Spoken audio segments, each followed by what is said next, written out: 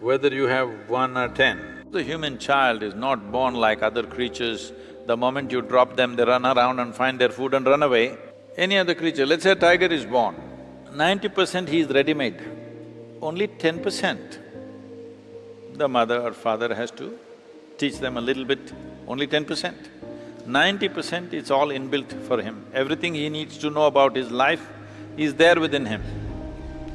With a human child, 90% you have to teach and groom, otherwise it won't happen.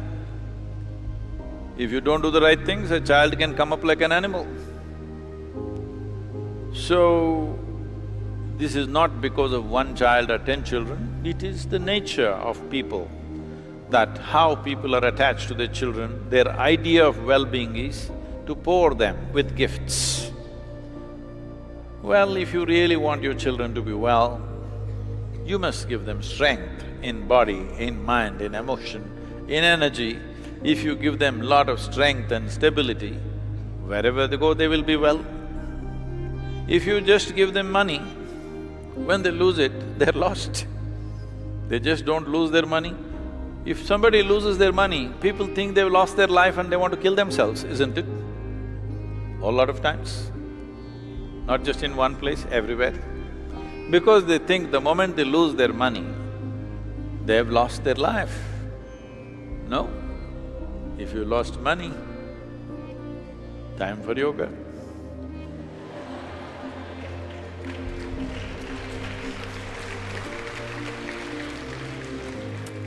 This is why Patanjali started the Yoga Sutras, which is a tremendous document on life, with half a sentence. If you still believe that by getting married or unmarried, your life will become fulfilled, not a time for yoga. If you believe if you get some money or wealth, your life is settled, not a time for yoga.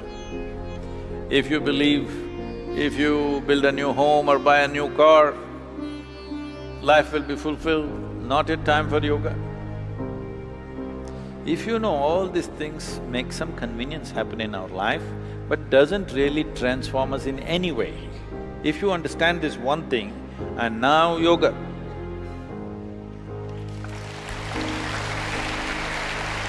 So, time has come for China and now yoga. Time has come. Only thing is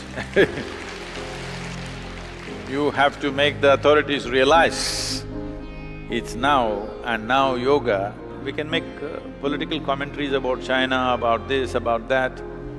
But all said and done, this is the only society which has moved 1 billion people from utter abject poverty to reasonable levels of well-being in a matter of 2 generations, in 50 years' time.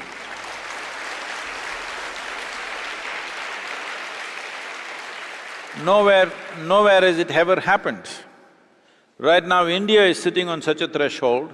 What China did with great force, India could do it democratically. We are sitting on the threshold, but still there are distance to walk. We still need to walk the distance. So, we can give commentaries about this and that and many things, about freedom, freedom of speech, freedom of yoga, freedom of pursuing my own goals and stuff. But you must understand your present well-being has happened because as a consequence of forceful determination by somebody. Keeping a whole generation in abject conditions of poverty is a worse crime than forcefully doing a few things. So, for China, the time for yoga has come. Not the twisting, turning yoga that's becoming popular there. Real yoga means to obliterate the boundaries of your individuality. Right now, you must understand this, a nation like China has grown because of a strong sense of, this is what we will do, determined approach towards the nation.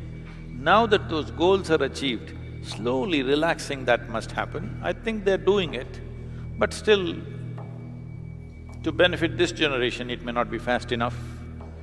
So, it needs to happen not by protest, not by doing this and that, but bringing better understanding in the minds of those who administer the nation that this will not work like opium of the past.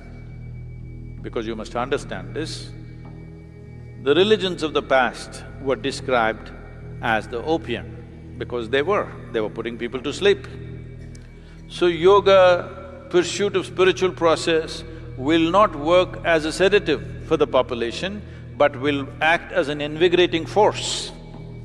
This understanding must be brought to those who administer that nation. That is the way to take it forward, not by protests, not by threatening some sense of stability they have created for the nation, by threatening that you are not going to get anywhere.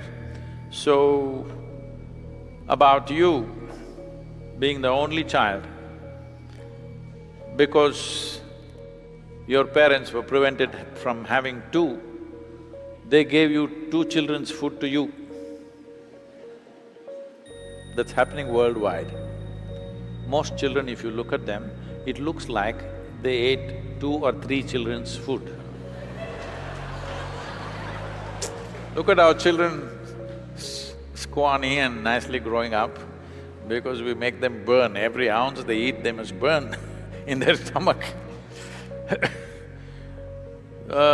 This is happening across the world. Children who come from affluent societies, obviously their mothers wanted to have 3, 4, 5 children, but they had only 1 or 2. So all that 5 children's food, they want to feed all of them into one investment. So on all levels, from food to toys to wealth to everything else, this is happening. Another reason is, this is the first generation or the second generation which is seeing both the parents going off to work, not just working around the house, going away to work somewhere else. So how to keep the child engaged? Throw some gadgets at them, keep them busy with some video game, it doesn't matter, they're shooting everybody in the world.